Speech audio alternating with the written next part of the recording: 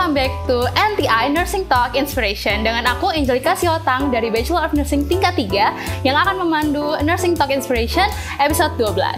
Nah, sekarang kita mau kenalan dulu nih sama narasumber kita sebelah kanan dan kiri saya. Pertama dari kakak sebelah kanan saya, perkenalkan nama dan juga prodi serta tingkatnya. Halo, perkenalkan nama saya Yimla Simbolon, saya prodi keperawatan S1 tingkat 3. Oke, sebelah kiri saya. Halo, saya Dirli, prodi S1 keperawatan tingkat 3. Oke, terima kasih kakak-kakak yang sudah datang di sini. Nah, sekarang kita akan membahas suatu penyakit yang tidak asing lagi di telinga kita. Apa namanya? Cacar. Nah, cacar ini kita udah sering dengar ya kakak-kakak ya. Cuma kita belum terlalu paham nih, kadang ada kesalahpahaman juga di orang-orang awam. Nah, kita akan kupas tuntas pembahasan cacar kita. So, let's check it out.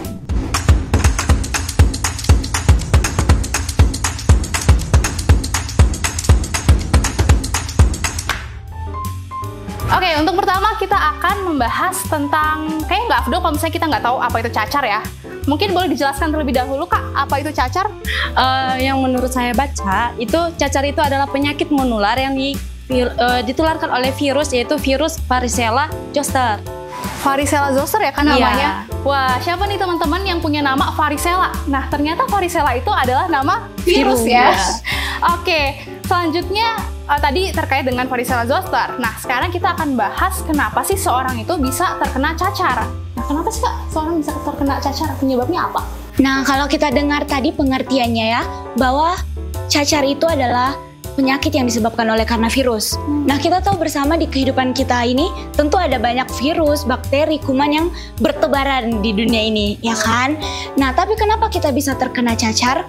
Yang pertama, kita terkontaminasi dari pasien yang sudah terkena cacar. Kedua, kita terkontaminasi dari benda-benda yang sudah bersentuhan dengan orang yang sakit cacar tersebut. Kalau yang ketiga, karena sistem imun kita yang lemah. Dan terakhir, karena tidak vaksinisasi. Wah, ini penting nih, karena nggak vaksinasi. Kalian teman-teman udah pada vaksin belum? Nah, jangan lupa vaksin ya. Nah, sekarang pertanyaan selanjutnya nih Kak, membahas tentang cacar. Nah, kalau di Indonesia ini kan cacar ini banyak ya jenisnya Kak. Nah, kira-kira di Indonesia cacar yang sering ada di Indonesia dan cacar yang jarang ada di Indonesia itu apa-apa aja sih Kak? Nah Kak, kalau yang menurut aku baca, itu cacar di Indonesia itu ada 4. Ada 4. Yang pertama itu ada cacar air, yang kedua ada cacar api, yang ketiga ada cacar monyet, dan yang keempat itu ada cacar sapi. Wah, cacar monyet sama cacar sapi ini menarik ya. Kalau cacar monyet sama cacar sapi ini maksudnya virus dari monyet dan dari sapi gitu Kak? Iya Kak, jadi kalau misalkan cacar monyet itu cacar yang ditularkan melalui cakarannya, melalui air liurnya. Nah kalau cacar sapi ini ditularkan melalui kandang sapinya yang kotor. Wah, menarik nih teman-teman. Teman-teman yang udah pernah ke Curug siapa nih? Nah, di sana kan banyak banget monyet ya. Ada beberapa monyet, bukan banyak banget sih. Tapi teman-teman pernah nggak sih kena cakaran monyet atau pernah kena liur monyet? Nah, ini bisa berbahaya juga ya Kak ternyata. Iya, Kak. Nah, jadi harus hati-hati nih teman-teman. Nah, selanjutnya kita udah tahu nih cacarnya jenisnya ada apa aja. Nah, sekarang gejala seseorang kena penyakit cacar itu ada apa aja ya Kak? Nah, menurut Kemenkes maupun WHO, keempat cacar ini memiliki sedikit-sedikit perbedaan dari gejalanya. Yang pertama cacar air, yang paling sering kita dengar, paling sering kita lihat.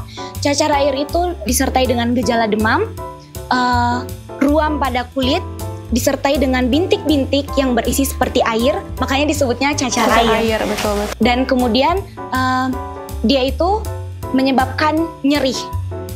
Ya. Kemudian kalau cacar api, dia itu ruam kemerahan yang rasanya seperti perih, panas, makanya disebut dengan cacar api. Kemudian dia biasanya terjadi di satu sisi tubuh. Satu sisi doang ya? Itu dia ciri-ciri dari cacar api. Kalau cacar monyet, dia itu cacar yang menyebabkan nyeri otot, sakit kepala, dan biasanya terjadi awalnya di muka, kemudian dia menyebar ke seluruh tubuh. Itu cacar monyet. Kalau cacar sapi, dia mirip-mirip seperti cacar monyet, tetapi dengan gejala yang lebih ringan. Menambahkan dari yang disebutkan oleh teman saya Yimla, cacar monyet dan cacar sapi itu bukan cuma ditularkan dari monyet dan sapi, tetapi hewan-hewan pengerat juga bisa. Hewan-hewan seperti sejenis monyet, seperti kera, atau simpanse yang seperti itu bisa menyebarkan. Kenapa disebut cacar monyet atau cacar sapi? Karena penelitian pertama kali menemukan cacar itu pada monyet dan sapi. Wah. Ya. Tapi harus hati-hati ya dengan hewan-hewan lain. Bahkan dari makanan pun, dari daging yang dimakan bisa jadi ada cacar monyet atau cacar sapi. Makanya dari Kemenkes menyarankan bahwa kalau memasak daging itu harus matang dengan sempurna. Wah, pembahasan yang menarik banget ya. Ini aku juga baru tahu loh Kak, pembahasan ini. Nah, ini new knowledge juga buat teman-teman yang ada di rumah. Nah, sekarang kita akan membahas gimana sih cara mencegah cacar ini nih Kak. Dari siapa dulu mungkin? Dari saya mungkin boleh. Nah, yang pertama itu pastikan kalau misalkan kita kena virus ataupun cacar ini, itu pastikan kita harus segera ke dokter Kak. Kita pastikan segera ke dokter, kita isolasi diri, kita jaga kebersihan lingkungan maupun kebersihan di dalam tubuh kita sendiri. Terus kita itu mengkonsumsi obat-obat yang emang dianjurkan oleh dokter sendiri Kak. Jadi kita nggak boleh mengkonsumsi obat sembarangan yang emang nggak dianjurkan gitu. Nggak boleh sembarangan ya Kak, Iya. ya, maksudnya. Oke. Mungkin dari Kakak ada tambahan? Kalau saya mungkin tambahan sedikit saja dari yang saya baca menurut Kemenkes, bahwa yang bisa kita lakukan secara mandiri selain kita mencari pertolongan ke dokter, itu kita bisa mencegah gejala-gejala yang ada di tubuh kita itu bertambah parah. Misalnya kita harus gunting kuku, karena seperti yang kita tahu tadi gejalanya itu ruamnya gatal. Ya, jadi supaya kita tidak bertambah parah luka-luka di tubuh kita, kuku digunting, kemudian kita harus mandi 2 kali sehari. Bisa juga untuk mengurangi gatalnya itu kita gunakan waslap, rendam di air dingin, kemudian tempel di kulit yang gatal ya. Bisa juga kita dengan berendam air hangat, itu bisa sangat membantu. Kemudian kita tambahkan dengan obat-obat anti gatal, bukan obat, lebih ke seperti lotion Caladin, itu bisa membantu untuk mengurangi gatal yang kita rasakan oleh karena cacar. Oke teman-teman, nah itu sebelum aku bertanya udah dijawab duluan nih tadi ya, cara menangani cacar nih teman-teman. Cara menangani cacar tadi ada dengan waslap yang direndam air dingin, kemudian ada dengan menggunakan air panas. Jangan lupa teman-teman juga harus rajin potong kukunya. Nah, mungkin ada tambahan juga dari Kak Imla terkait dengan bagaimana penanganan cacar ini? Mungkin dari pernyataan dari Kardirli itu emang udah pas. Yang penting untuk kita sendiri ataupun termasuk saya sendiri juga harus menjaga lingkungan kita, jaga kebersihan tubuh, itu paling penting. Karena kalau virus itu mudah tertular dari berbagai benda.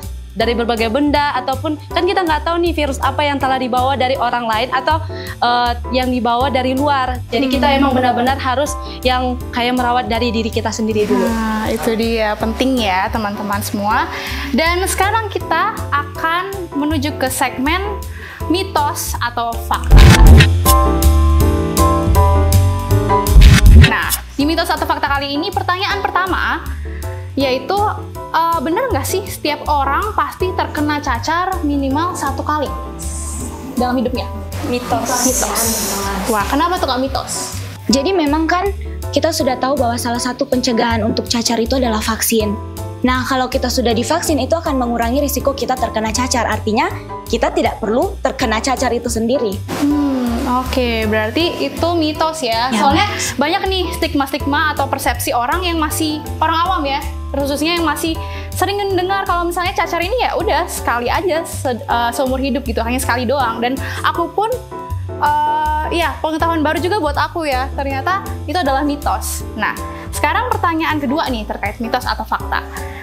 Nah, cacar air itu hanya menyebabkan ruam kulit dan gatal-gatal ringan aja nih. Gimana nih Kak? Itu mitos Kak. Mitos juga? Iya, bukan cuma ruam-ruam ataupun bukan cuma gatal-gatal, tapi dia menyebabkan demam juga bisa, menyebabkan kayak kulitnya itu kena lepuk, kena air panas juga bisa gitu Kak. Oke, nah itu dia pemaparan dari kakak ini sungguh menarik sekali dan juga bermanfaat banget buat kita, menambah pengetahuan juga terkait dengan cacar.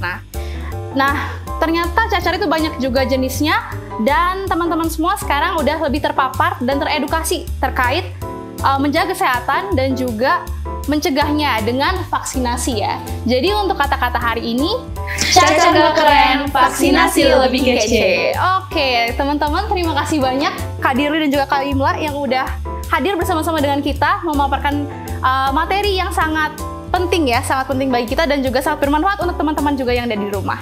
Nah, terima kasih juga untuk teman-teman yang sudah menonton NTI dari awal sampai akhir.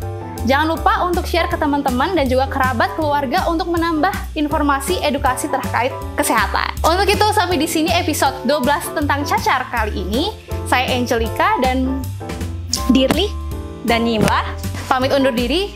Terima kasih dan sampai ketemu di episode selanjutnya. Bye-bye!